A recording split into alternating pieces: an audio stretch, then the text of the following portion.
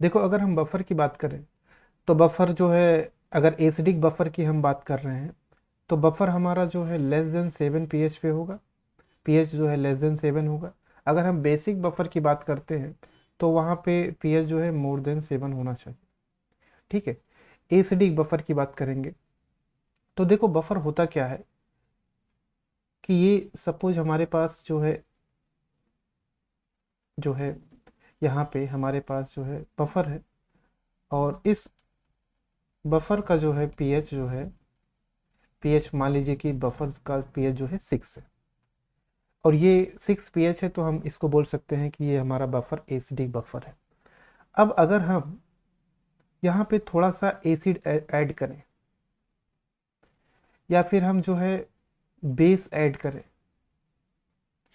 तो इसका जो बफर का जो पीएच है, ये इस सॉल्यूशन का जो पीएच है, ये अगर हम एसिड ऐड कर रहे हैं तो इसे और एसिडिक होना चाहिए। अगर हम बेस ऐड कर रहे हैं तो इसे और थोड़ा बेसिक होना चाहिए। लेकिन बफर क्या करता है कि अगर हम थोड़ा सा एसिड या थोड़ा सा बेस ऐड करेंगे तो वो उसको न्यूट्रलाइज कर देता है। वो होता है बफर। तो बफर एक तरीके से पीएच को रेजिस्ट करता है, पीएच में ड्रास्टिक चेंज को रेजिस्ट करता है। तो उसमें अगर आप एसिड ऐड कर रहे हो, जब हम एसिड ऐड करने की बात करेंगे, यानी कि ऐसा ऐसा जो है कि जो H+ प्रोवाइड कर रहा है ना, एसिड ऐसा मॉलिक्यूल हो सकता है। और बेस की जब हम बात करेंगे तो वो OH- प्रोवाइड करेगा। तो बेस OH- को इंक्रीज करते हैं, और एसिड जो है H+ कंसंट्रेशन को यहाँ पे इंक्रीज करेंगे। तो इन दोनों को कंज्यूम करना होगा। तो हमारा बफर ऐसा होना चाहिए कि जो हम वहाँ पे अगर थोड़ा सा एसिड ऐड करें या थोड़ा सा बेस ऐड करें तो पीएच जो बफर का है वो चेंज नहीं होना चाहिए। एसिडिक बफर अगर हमें बनाना है तो देखें, हम जो है mixture of weak acids and their conjugates, ये बहुत ही इंपॉर्टेंट है। वीक एसिड लेंगे और उनके कॉन्जुगेट्स लेंगे, and to resist the change in pH, ये बफर का काम होता है। देखो, स्ट्रॉन्ग एसिड जो होते हैं या स्ट्रॉन्ग बेस, ये हमने एग्जांपल्स कुछ लिखा है, जैसे हाइड्रोक्लोरिक एसिड है, HCl है, सल्फ्यूरिक एसिड है, नाइट्रिक एसिड है। या स्ट्रॉन्ग बेस जैसे NaOH है ना, पोटेशियम हाइड्रोक्साइड है, सोडियम हाइड्रोक्साइड, ये स्ट्रॉन्ग बेस है। तो जो स्ट्रॉन्ग बेस या एसिड होते हैं, अगर स्ट्रॉन्ग बेस और एसिड होते हैं तो ये कंप्लीटली आयोनाइज्ड होते हैं। अगर हम NaOH को वाटर में ऐड करें तो सोडियम आयन के फॉर्म में हाइड्रोक्साइड आयन हमें जो है मिल जाएंगे।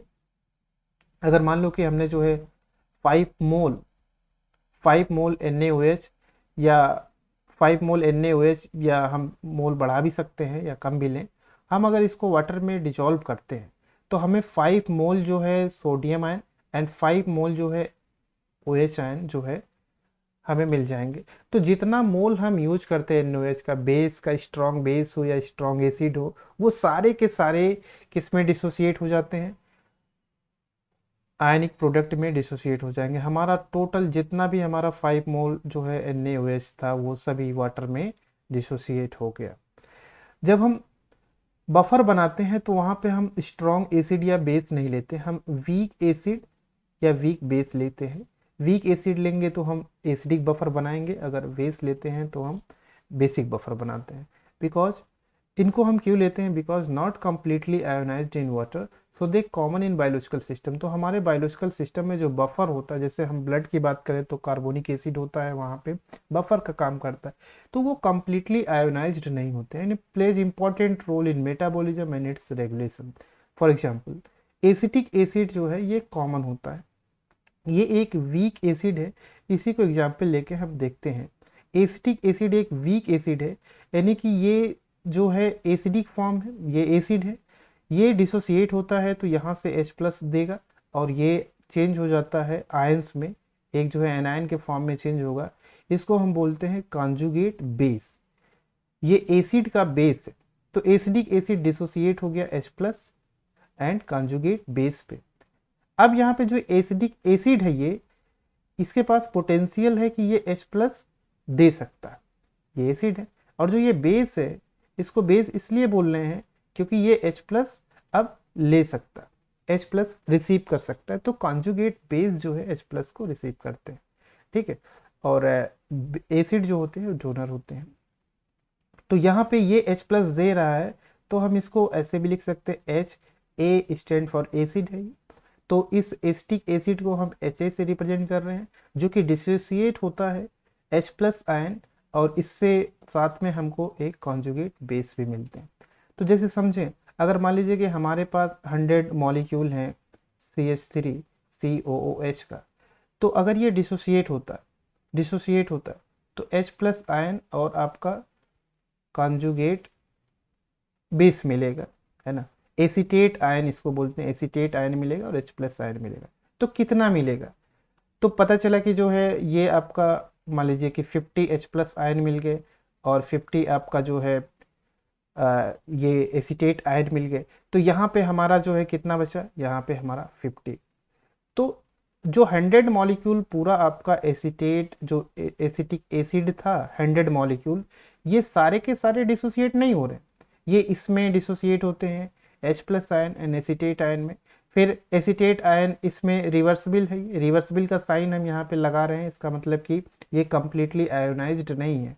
तो ये फिर इसमें चेंज हो सकता है, H प्लस अगर आप इनको प्रोवाइड करें तो इसमें चेंज हो सकता है। और ये एसिटिक एसिड किस में चेंज होगा, इसमें चेंज होगा। तो कंप्लीटली आयोनाइज्ड नहीं होते हैं। तो एक्विलिब्रियम कांस्टेंट या फिर डिसोसिएशन कांस्टेंट हम के से रिप्रेजेंट करेंगे, एसिड के लिए यूज कर रहे हैं तो के ए हमने लिख दिया। तो डिसोसिएशन कांस्टेंट हम इस इक्वेशन का क्या बना सकते हैं कि जो हमारा ये हमारा प्रोडक्ट बना है, H प्लस कंसंट्रेशन इंटू ए माइनस हमारा क्या है, कॉन्जुगेट बेस अपॉन आपका HA जो आपका एसिटिक एसिड है। इसको देखो इस फॉर्म में भी समझो। तो अगर हमारे पास CH3COOH ये डिसोसिएट हो गया, डिसोसिएट होके हमारा जो है यहाँ पे CH3COO माइनस हमें एसीटेट आयन और H प्लस आयन मिला है, ये हमारे पास सॉल्यूशन है, इसमें ये प्रेजेंट है। तो हमारा ये बफर है। अब अगर आप यहाँ पे जो है, अगर आप जो है यहाँ पे OH ऐड करोगे, OH ऐड करोगे यानी कि आप जो है बेस ऐड कर रहे हो, तो क्या होगा कि ये H जो है, ये H जो है इस OH के साथ रिएक्ट करके क्या बना लेगा, वाटर बना लेगा, और ये एसीटेट शिफ्ट हो जाएगा, एसिटिक एसिड शिफ्ट हो जाएगा एसीटेट आयन में। और यहीं पे अगर आप H प्लस ऐड कर रहे हो यानी कि हम जो है सॉल्यूशन में एसिड ऐड कर रहे हैं, तो ये H प्लस क्या करेगा, ये रिसीव करेगा एसीटेट आयन और ये शिफ्ट हो जाएगा किसमें, एसिटिक एसिड में। तो इस तरीके से बैलेंस बना रहता है और बफर का पीएच जो है ड्रास्टिकली चेंज नहीं होता। अगर हम थोड़ा सा एसिड ऐड करें या थोड़ा सा बेस ऐड कर रहे हैं तो यहाँ पे ड्रास्टिक चेंजेज पीएच में नहीं होता है। तो ब्लड का जो पीएच होता है, जैसे 7.4 एक नॉर्मल पीएच होता है ब्लड का, तो अगर हम वहाँ पे थोड़ा सा एसिडिक चीज़ें ले रहे हैं या बेसिक चीज़ें ले रहे हैं, तो इसका मतलब ये नहीं है कि हमारा ब्लड का पीएच चेंज हो जाता है, ब्लड का पीएच बहुत ज़्यादा हो जाए या कम हो जाए, वो एक रेंज में रहता है। क्योंकि जो बफर होते हैं वो क्या करते हैं, पीएच को रजिस्ट करते हैं। तो बफरिंग मॉलिक्यूल्स होते हैं, ऐसे मॉलिक्यूल को हम सेलेक्ट करते हैं जो कंप्लीटली आयोनाइज्ड ना हो, कंप्लीटली डिसोसिएट ना हो, ठीक है। लेकिन अगर आप मान लो कि NaOH ले रहे हो तो स्ट्रॉन्ग बेस है ये। अगर हमने 100 मॉलिक्यूल लिया तो सारे के सारे आप जो है यहाँ पे देखोगे कि sodium ion and hydroxide ion में मिल जाएंगे, सारे 100 सोडियम आयन और 100 जो है हाइड्रोक्साइड आयन मिल जाएंगे। तो उस सॉल्यूशन में एक भी NaOH नहीं बचेगा, ठीक है। तो ये कंप्लीटली आयोनाइज्ड होते हैं। इस तरीके से एरो लगाएंगे, कंप्लीट जो है ये डिसोसिएशन हो रहा है, इनकम्प्लीट या पार्शियल डिसोसिएशन में हम एरो इस तरीके से लगाते हैं। ये इसमें भी चेंज हो सकता है, ये इसमें भी चेंज हो सकता है। अगर हम बेस ऐड कर रहे हैं तो एसिटिक एसिड जो है उस OH को कंज्यूम करेगा और वो चेंज हो जाएगा एसीटेट आयन में। और अगर हम एसिड ऐड कर रहे हैं तो यानी कि H प्लस जो है ऐड कर रहे हैं, तो H प्लस क्या होता है, कंज्यूम होता है एसीटेट आयन के थ्रू, और एसीटेट आयन फिर से वो शिफ्ट हो जाता है किसमें, एसिटिक एसिड में। एसिटिक एसिड, जो एसिटिक एसिड है ये पार्शियली डिसोसिएट होता है एसीटेट आयन और H+ में। अब देखो होता क्या है कि जब हम बफर बनाते हैं, यहाँ तक तो हमने बात समझा, लेकिन क्या होता है कि अगर मान लो कि हमने 100 मॉलिक्यूल एसिटिक एसिड लिया, तो ये बहुत कम डिसोसिएट होता है, इसका जो इक्विलिब्रियम इस्टेब्लिश होता है, तो एसीटेट आयन हमें बहुत कम मिलता है। ये पता चला कि जो है 10 मॉलिक्यूल जो एसीटेट आयन मिला और 10 मॉलिक्यूल 10 जो है आपका H+ आयन मिला और 10 जो है एसीटेट आयन मिला। तो यहाँ पे हमारे पास अब जो है 90 बचा। तो 90 जो है एसिटिक एसिड के फॉर्म में है और ओनली 10 जो है एसीटेट आयन के फॉर्म में है। तो इस केस में अगर आप जो है OH प्रोवाइड कर रहे हो तो ये ज़्यादा, इसकी कंसंट्रेशन ज़्यादा है, तो ये OH को तो कंज्यूम कर ले रहा है, लेकिन हमारा जो माइनस में ये है एसीटेट आयन है जिसको H+ कंज्यूम करना है, ये इसकी कंसंट्रेशन बहुत कम है। तो इसलिए हम जो है यहाँ पे एसीटेट आयन, ये क्या है, ये एसिड है और ये जो है इसी एसिड का ये बेस है।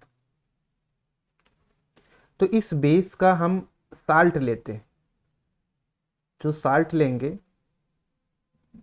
वो सोडियम एसीटेट लेंगे, ये साल्ट होता है इसी बेस का। इस एसिड का ये साल्ट है, ये एसिड इस बेस फॉर्म में चेंज होगा, फिर सोडियम एसीटेट बनेगा। सोडियम एसीटेट अगर आप ले रहे हो, अगर 100 मॉलिक्यूल ले रहे हैं, तो 100 के 100 सभी जो है डिसोसिएट हो जाते हैं। 100 के 100 सभी जो है किस में डिसोसिएट हो जाएंगे, सोडियम एसीटेट में, और हमको मिल जाएगा सोडियम आयन। तो इस तरीके से जो है हमारा 90 मॉलिक्यूल एसिटिक एसिड उस इस पर्टिकुलर जो है सॉल्यूशन में है, 90% हम मान के चल रहे हैं। और यहाँ पे अगर हम सोडियम एसीटेट को देखें तो ये 100 और ये 10, 110 हो गया। 110 जो है आपका परसेंट जो है कौन हो गया, सोडियम एसीटेट हो गया।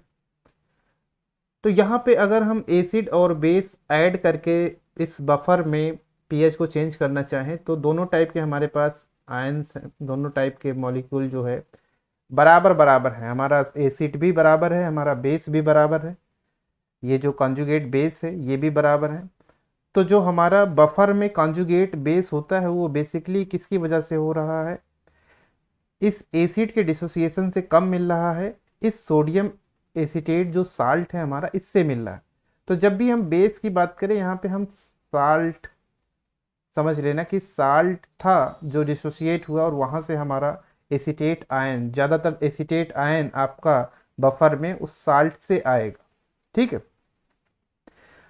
तो हमें पर्टिकुलर बफर बनाने के लिए हमें कितना साल्ट चाहिए या कितना एसिड चाहिए, इसको पता लगाने के लिए हम यूज करते हैं एंडरसन हेसेलबैच इक्वेशन, जो हम नेक्स्ट वीडियो में बात करेंगे। और उस वीडियो का लिंक इस डिस्क्रिप्शन में दे दिया गया है, तो डिस्क्रिप्शन में आप चेक कर सकते हैं लिंक, और अगला वीडियो जो है इस टॉपिक पे कंटिन्यू देख सकते हैं।